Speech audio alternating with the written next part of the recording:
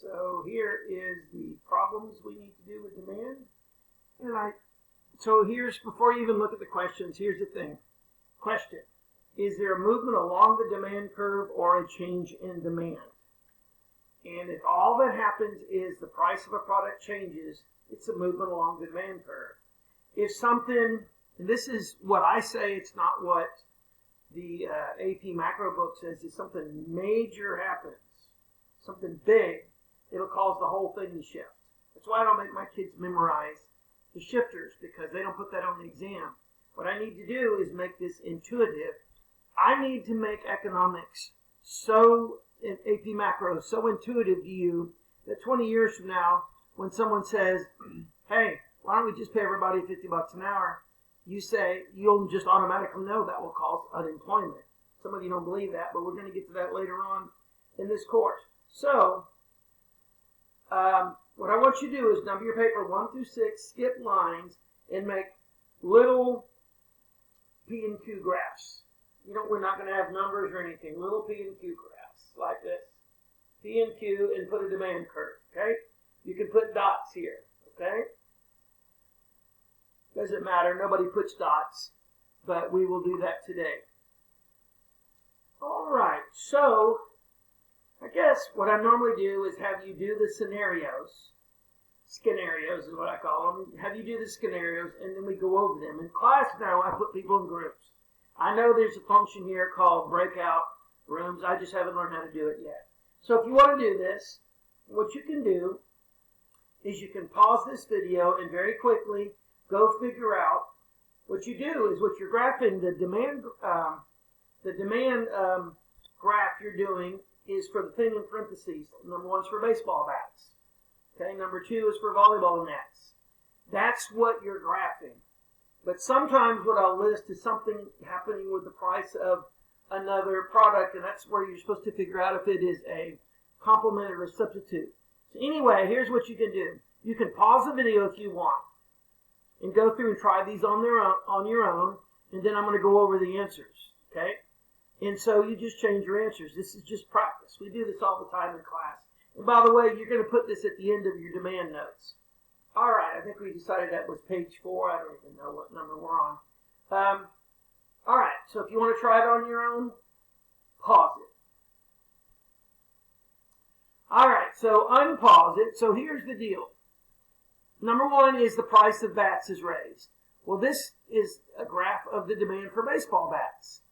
And so if it was just the price of baseball bats had been raised, it'd be a movement along this line here.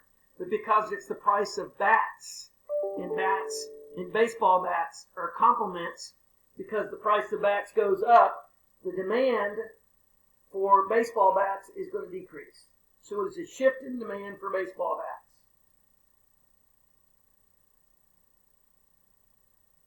And this thing would drop inward. I got to go back and forth amongst the screen to see what the questions are. The price of volleyballs is triple. Okay, I'm just going to put this down. If the price of volleyballs is tripled, we're trying to make this video short.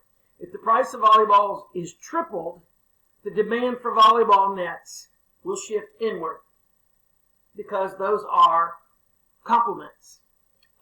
Number 3, psychological counseling. You have to pay to go to see a psychologist.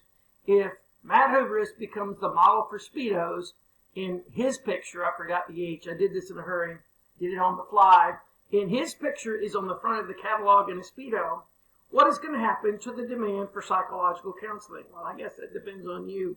And if you think I'm picking on him, he always says the first day of school that he saw Coach Russell over the summer, and he puts a picture of a manatee on the screen.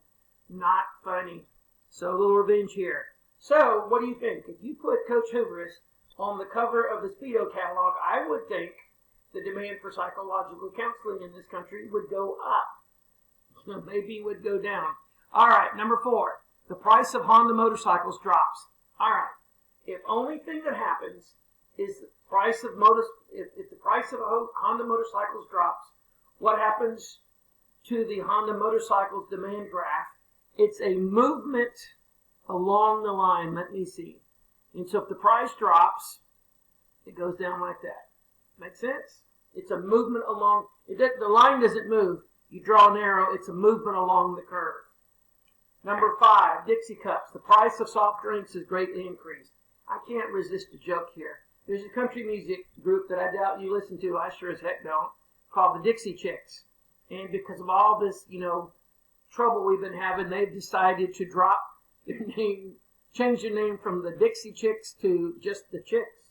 And the going joke is they can't use the word chicks anymore either. That's not correct either. Politically correct. But anyway, somebody was making a joke that Dixie cups now needs to become the cups. But those are those little red cups you buy in the store that you use at picnic. So if the price of soft drinks is greatly increased, what should happen to the demand for Dixie cups? Now, and so what's going to happen is the demand for Dixie cups is going to decrease. And so it's going to be a shift in demand, change in demand. It's going to shift here inward. And lastly, Splenda. I'm assuming you guys don't know what Splenda is. But for those of us who are overweight, I know. I'm sure I look fat on the screen too. But for those of us overweight, a lot of times instead of using sugar, we use Splenda and Sweet and Low. Now, I prefer Sweet and Low. Supposedly Sweet and Low is bad for you, and Splenda is not. But if there's a huge increase of the price of Sweet and Low, if they're basically the same thing, they're a calorie-free sweetener, they're basically the same thing than they are, if I was in class, I'd go like this, fill in the blank, they are substitutes. So if there's a huge increase in the price of Sweet and Low, it's going to be a movement along the demand curve on the Sweet and Low graph. But I asked you here for the Splenda graph. What's going to happen is there's going to be a huge increase in the demand.